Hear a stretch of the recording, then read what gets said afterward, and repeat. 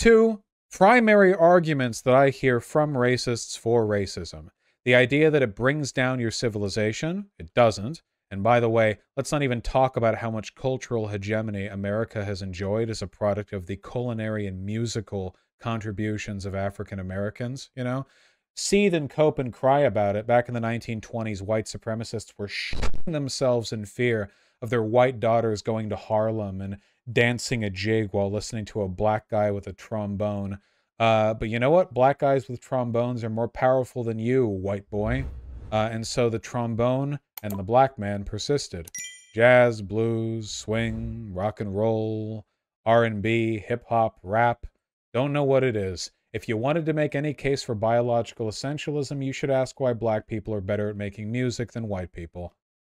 I'm only half joking, seriously. It's like all American musical history. Whatever. Anyway. The two big ones are that it'll destroy civilization, and also that racism is valid because the differences in crime, you know, between different populations, yeah, it's like, oh, well, they must be better or worse or whatever. I've already talked about the IQ thing, but to further elaborate on it very briefly, it is impossible to determine whether or not there is any inherent genetic cause of racial IQ differences. Very often we have been able to control for population IQ differences through environmental forces. There were British eugenicists who wrote on the retard level IQs of the Irish people back in the 1940s and 30s and such. And nowadays the Irish and the British have like the same IQ. That's because back then the Irish were not treated as good as today. And now that they are doing a bit better, they read books more. IQ doesn't actually measure general intelligence, of course. If it did, then education would have no bearing on your IQ score, and it obviously does. So we're talking about a variable here that is very, very, very culturally controlled. Same with the Koreans and Japanese. Exactly the same. Exactly. The IQ... Oh yeah, here. In 1850, the Irish were 220% overrepresented in arrests and 550% overrepresented in convictions in New York City. Damn. IQ don't mean nothing. It does determine stuff. Chiefly, IQ tests determine your IQ. What it doesn't determine is your general intelligence, which is what the IQ test, people say it's supposed to do. Your general intelligence, your just genetic predisposition towards problem solving is not something we have any ability to test for. We can approximate that test by testing general stuff in the area, and those results can be informative. A person with an IQ of 150 probably does have some genetic intellectual advantages over a person with an IQ of 80 or 70. Probably. It seems likely, at least. But for population analysis, it has proven let's say at most a self-referential study. Well, what does the IQ difference say? Well, it says that there's an IQ difference between these two populations. That's what it says. We have methodically tested these populations and determined that through IQ tests that the IQ scores in these countries are different, meaning that if they took IQ tests, they would get different scores. Fairly self-contained there. I'll quit hampering on. There are tons of arguments against many historical conceptions of a purely genetic or even partially genetic explanation for IQ differences, but I'm just going to say it real simple. This is a highly researched subject, and it's been researched for hundreds of years. How many studies have determined a causative racial genetic aggregate factor when it comes to general intelligence? How many? Can you guess the number? It's a small number. The answer is 0. It is 0. It's not actually an answerable question, of course. Is it possible that there are incredibly minute differences in average general intelligence between humans that can be ascribed to racial categories? It's obviously not impossible, because we don't know. It doesn't seem likely based on my understanding of the research, in large part because intelligence is determined by a really complicated, multivariate composition of genetic, expression. As opposed to stuff like skin color or nose shape or whatever, which can be determined by a much smaller number of genes. To put it another way, what made human brains special? We are special. We're different from the other animals. What made it that way? A lot of stuff, actually, but here's a couple of things, okay? We use tools, language systems, social engagement, And we're all autistic as a species, right? Shit like that, you know, stuff like that, right? You might notice every attribute that you can find is equally applicable in people, over here as people over here. Problem solving? Yeah, tribes up here need more of it than here, so they would evolve better brains. What? What? Huh? Social attainment.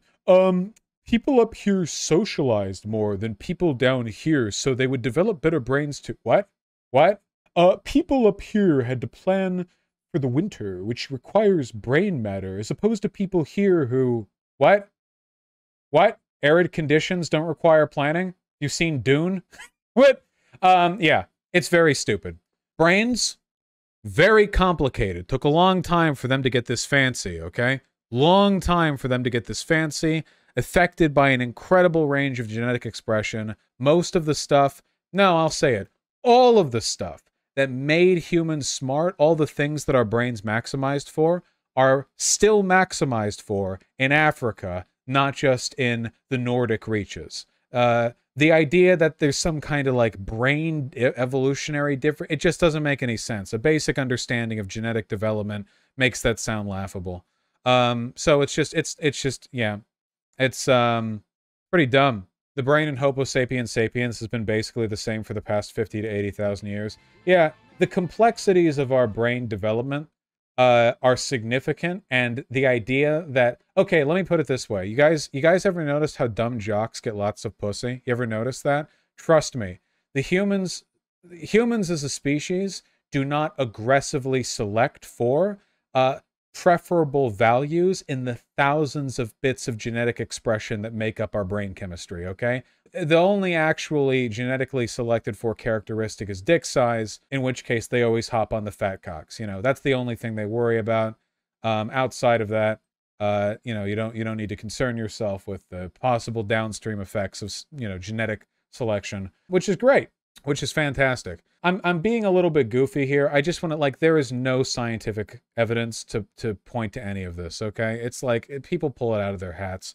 Oh yeah, as a final one, oftentimes white supremacists will prove that, or sorry, prove, I should have done the finger quotes, you know. They'll prove through very bad anthropological evidence that, you know, people here are like evolutionarily super different from people here, and there was like no connection for like 100,000 years or some shit. This is not true.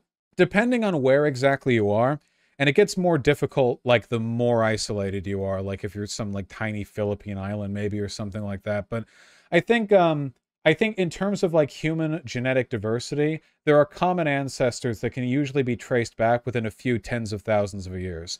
Considering how complicated our brain development is, tens of thousands of years of shared ancestry, we're like all the same. We're all the same. Everyone who says otherwise is cope. Funnily enough, the only like empirically demonstrable evidence of a low IQ brain is pointing at like basic phenotypical and circumstantial differences and like trying to ascribe it as some kind of fundamental taxonomical difference. That is unironically an indication of low intelligence, which is why racism correlates with low IQ. Speaking of, consistently, people who are racist tend to be less educated and be less intelligent. They actually tend to be worse off in almost every imaginable metric relative to their you know, their brain, you know, being good. And that is because a lot of racism is exactly what I talked about at the beginning. All the way back in the beginning, when I talked about the original mistake. The original mistake that we made a long time ago, right here. This. The original sin. This brain is the part of the brain that is being used by people when they make that argument.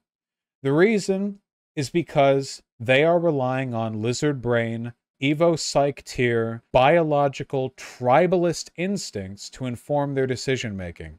They have a pre-existing bias, which is hundreds of years of cultural messaging on the differences between the races, being informed by a minor set of selected differences that they're identifying, skin color, nose shape, hair type, and then projecting an entirely falsifiable, disproven, arbitrary, constantly goalpost shifting, bullshit set of pseudoscientific standards in order to justify their real position, which is a political and downright epistemic supremacy for white people.